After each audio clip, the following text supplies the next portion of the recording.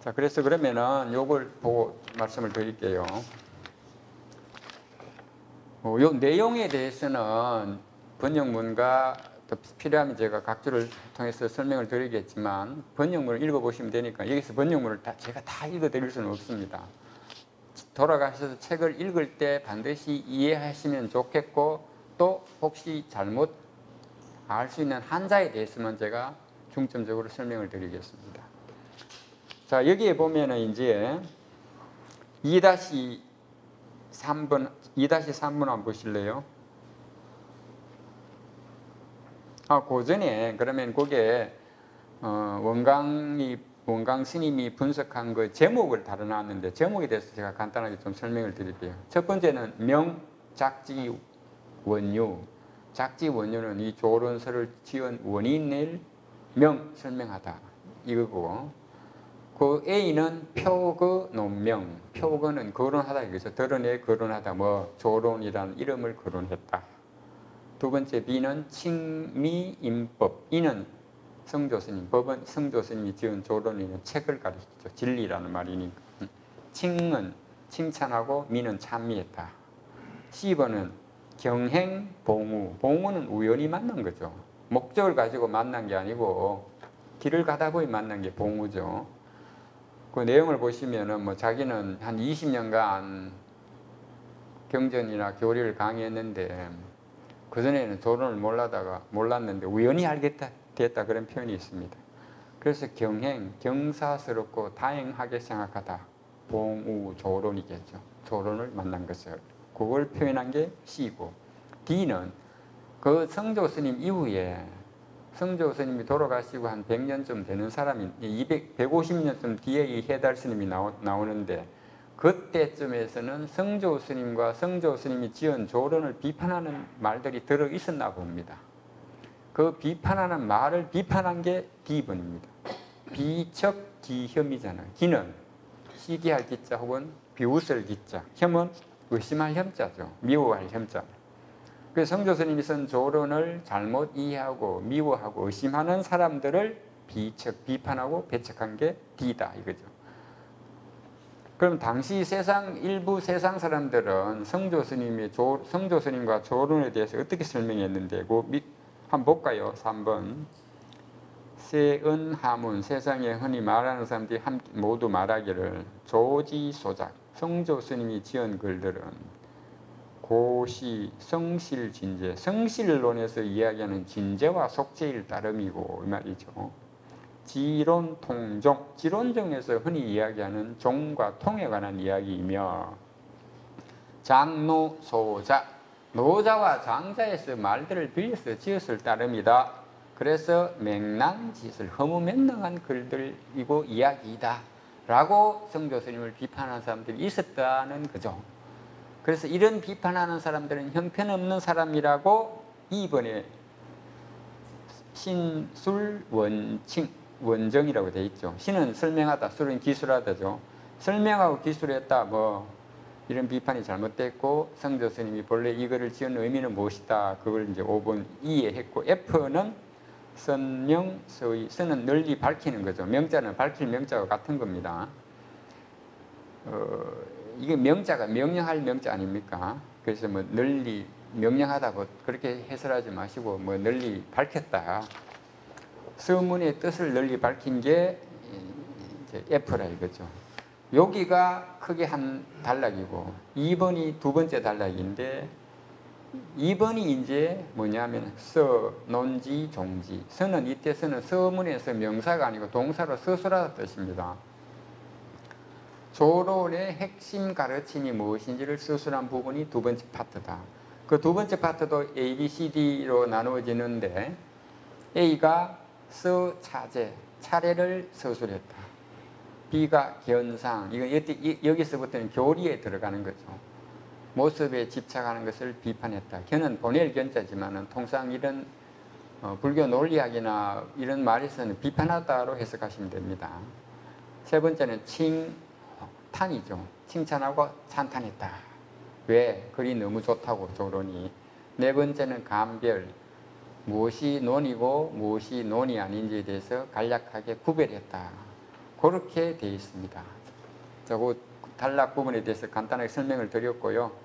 그러면 다시 앞에 와서 이제 2-2번 한번 보세요. 보면은 2-3번에 보면 성묵이라는 말이 나오죠. 자, 3번 제가 한번 읽어볼게요. 지어 미천대덕 동수상문 병창시명종 도변격치 보양선술 소사현어 유사 이성묵지소저라. 오직 성스러운 침묵을 조자는 숭배하다 뜻이죠. 숭배할 따름이었다 이 말인데, 이 조자 같은 경우에는 한국에서 한문을 좀 하시는 분들도 이제 우리가 이 한자를 배울 때 그냥 하라비조, 조상조 이렇게 하니까 이게 다시 명사의 뜻밖에 없는 줄 알고 자꾸 그렇게 생각하시는 분들이 많은데, 중국어는 같은 단어라도 이게 주어의 위치에 가면 명사고 동사의 위치에 오면은 동사가 되고 목적어의 위치에 가면 명사로 바뀌어요. 특정한 품사가 없습니다. 이 조자도 마찬가지로 동사로 되면은 뭐 숭배하다 이런 뜻이 있습니다. 그래서 그러면 오직 이 두 분들 미천대덕과 동수상문, 동수는 구마라 집스님을 말하는 거죠. 나이는 어린데 지혜와 시근은 어른 못지않기 때문에 동수라고 합니다. 그래서 이 성묵이라는 말이 여기 등장하는데, 이 말은 해달 스님이 지은 말이 아니고요. 이 흑판을 이쪽을 한번 보실래요? 이게 사익범천 송문경이라고 했습니다. 사익범천 송문경 8반야경에 한 포함되는데 구마라 집스님이 번역했죠. 그분이 번역한 책 제 권제3의 논적품이라고 있습니다.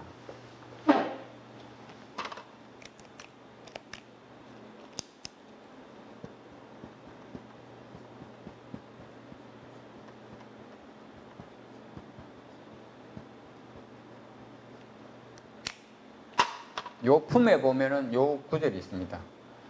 부처님이 말씀하셨다. 여등 너희들은 집회에 모였을 때 당행, 마땅히 행해라. 뭘? 이사 두 가지 일만 해라. 첫 번째, 약설법, 진리에 대해서 서로 담론하거나, 두 번째, 그렇지 않으면은 성묵연, 성스럽게 침묵을 지켜라. 이게 두 가지 이외에 잡담하거나 뭐 쓸데없는 말하지 마라 이 말이죠. 이 두 가지에서 보면은 여기에 성묵이란 말이 나오죠.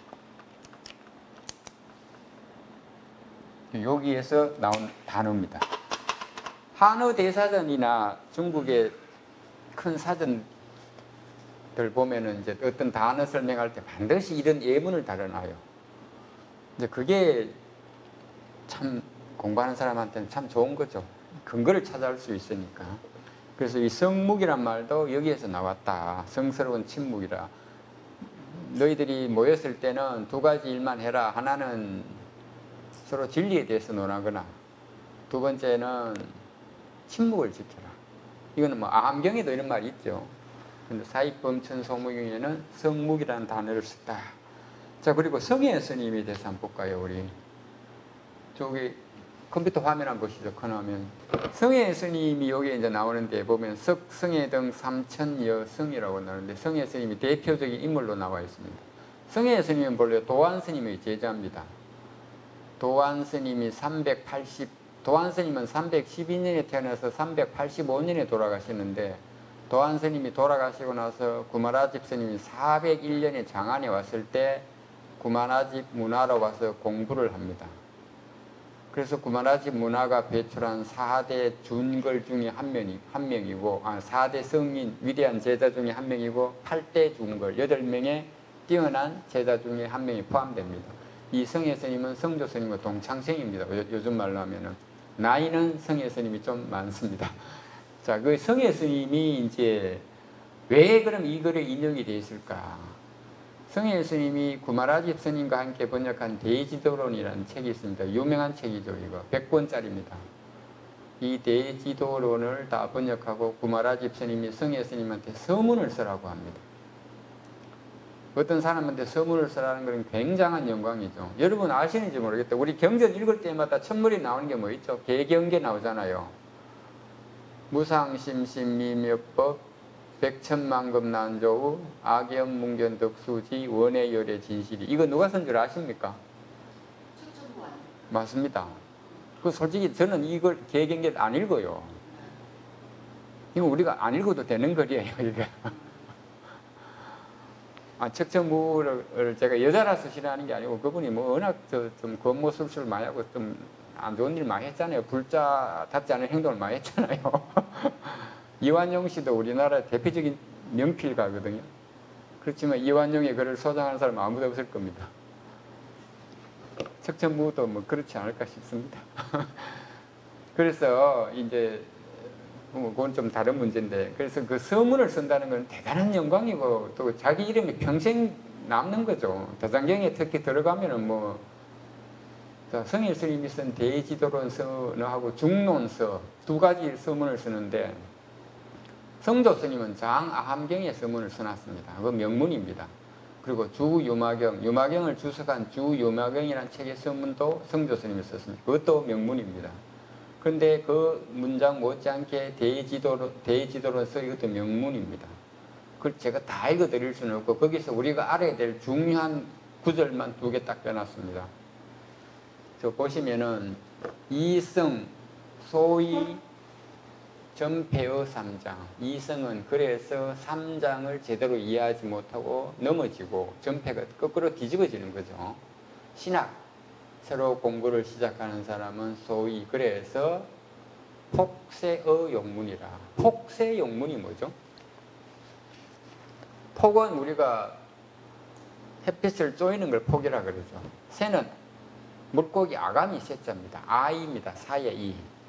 용문에서 물고기 아가미를 햇빛에 말리고 있다 이 말입니다. 저거는 물고기가 아가미를 햇빛에 말리면 죽는 거 아닙니까? 진짜 곤란에 처한 거. 너무 어려워서 모르는 경우에 폭세의 용문이라고 합니다. 그래서 제가 저 두 구절을 대지도론 서문에 있는 걸 인용하는 이유는 폭세 용문을 설명드리고자. 성의 스님이 글을 얼마나 잘 썼는지.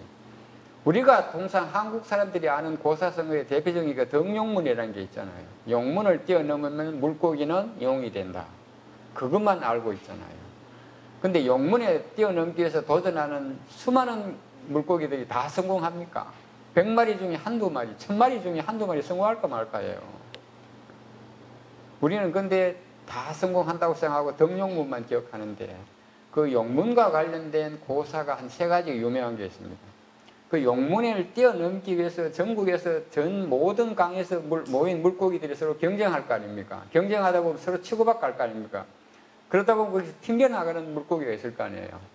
튕겨나가는데 그냥 튕겨나가는 게 아니고 이마에 상처를 입고 튕겨나가게 해서 되게. 그런 물고기가 두 번째 용문점액입니다. 용문에 도전했는데 이마에 상처를 입고 튕겨나온 물고기. 그러니까 좌절에 빠진 선비. 좌절 상태인 어떤 사람을 표현하는 거죠. 용문저맥. 그리고 3번째가 폭세용문입니다. 이마에 상처 입은 사람보다 더 심각한 좌절 상태에 빠진 사람이죠. 용문의 옆에 모래사장에 튕겨나가서 아가미를 햇빛에 말리고 있으니까 보통 좌절 상태에 빠진 게 아니죠. 그걸 이제 폭세용문이라고 합니다. 그래서 제가 이제 폭세의 용문, 대지도론 서문이 나온 저걸 굳이 인용해서 성례 스님을 설명드리는 것은 덕용문, 용문 저맥, 폭세 용문이라는 그런 고사도 있다는 걸 좀 설명드리고 싶어서 마침 성례 스님이 나왔고 또 대지도론 서문에 저 글이 있습니다. 그래서 설명을 드렸고요. 자, 그 다음 이제 밑에 사령운, 왜냐하면 석성회 등 삼천 여성 청신단을 사령운 등 800허인. 이때 허자는 뭐뭐 정도 이런 뜻이죠.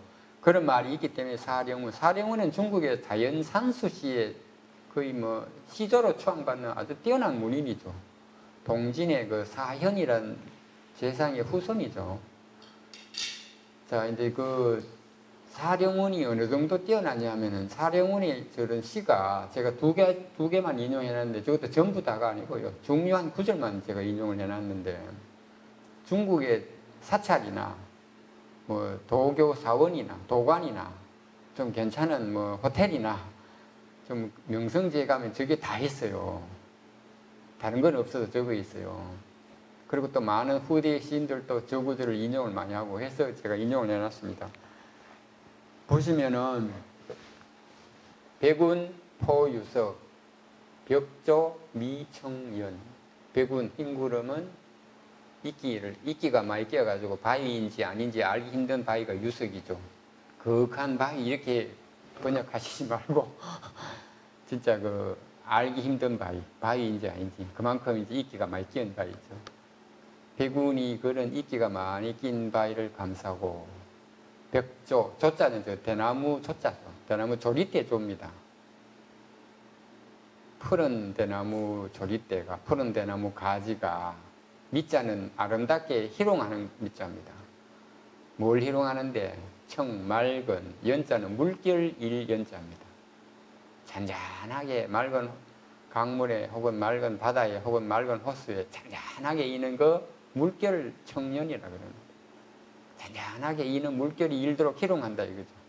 되게 유명한 구절입니다. 그리고 그 밑에 또 두 번째 그 인용문은 보면은 운일상휘영 공수공징선 운일 구름과 태양이 상 서로 비치고 대비치고 뜻이죠. 휘는 밝게 비치는 거, 영은 거하게 그림자처럼 비치는 거죠. 그 휘와 영의 의미는 다릅니다. 그래서 그렇게 하니까 공수 하늘과 물이 공 함께 맑을 징자 아닙니까? 징선이자 신선할 선자 아주 청명하고 맑게 그 되살아나는 전경을 표현한 겁니다. 특히 저 중에 백운 포유석 운일 상휘영 저거는 아주 많이 인용되는 구절입니다. 이거 나오면 사령운의 시구나 아마 그 정도만 아셔도 좋지 않을까 싶어서 소개해드렸고요. 다음 이제 쭉 내려가시면은 뭐 나머지는 뭐 설명을 다 드린 것 같고요. 다음에 이제 그 밑에 보시면은 이제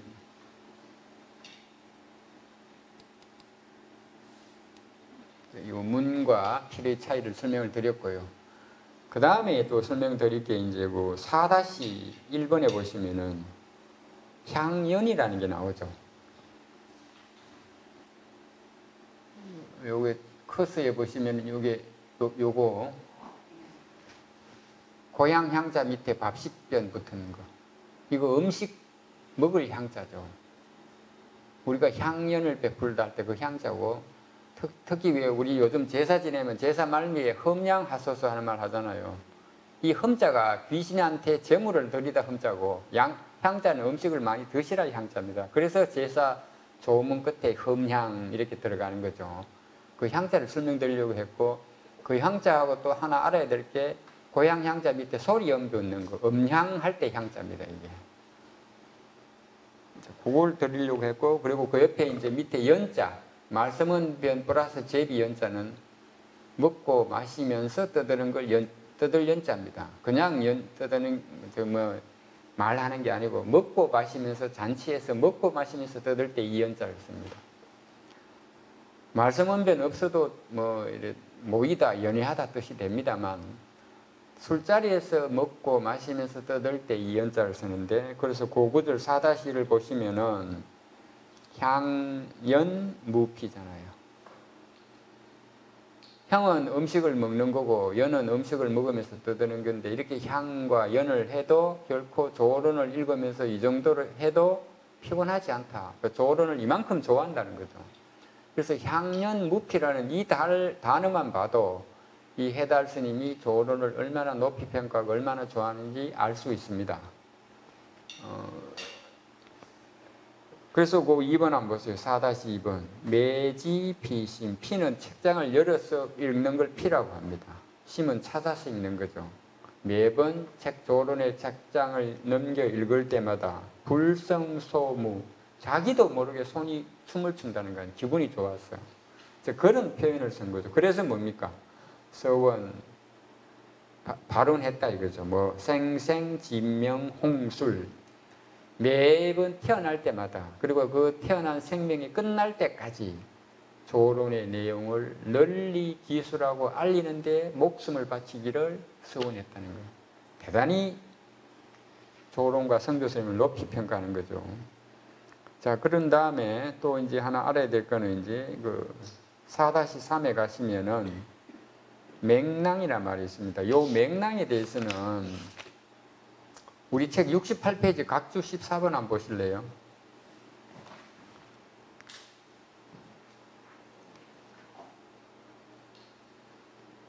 각주 14번에 보시면 그 맹랑이라는 자가 나오는데, 이 맹랑이란 말이 우리 흔히 요즘 걔 참 맹랑해 이런 말 쓸 때 이 맹랑이란 말을 쓰죠. 이 맹랑이란 단어가 처음 나오는 문헌은 장자입니다. 장자 제물론편에 각주 인용되어 있습니다. 부자 이위 맹랑지연 이아 묘도지행야. 선생님은 이를 맹랑한 말이라고 했습니다. 그러나 나는 이 말이야말로 오묘한 가르침을 실천한 것이라 여깁니다.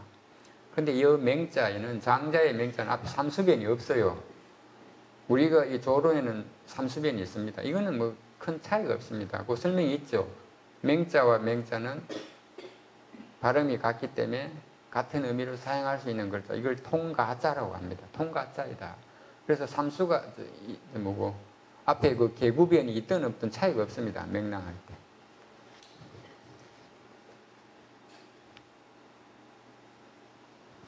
그 맹랑에 대한 설명을 드렸고, 그럼 10분 쉬었다가 나머지 조론서에 대해서 설명을 또 드릴게. 뒷부분에 더 재미있는 고사가 많습니다. 그걸 설명을 드리겠습니다. 10분 쉬겠습니다.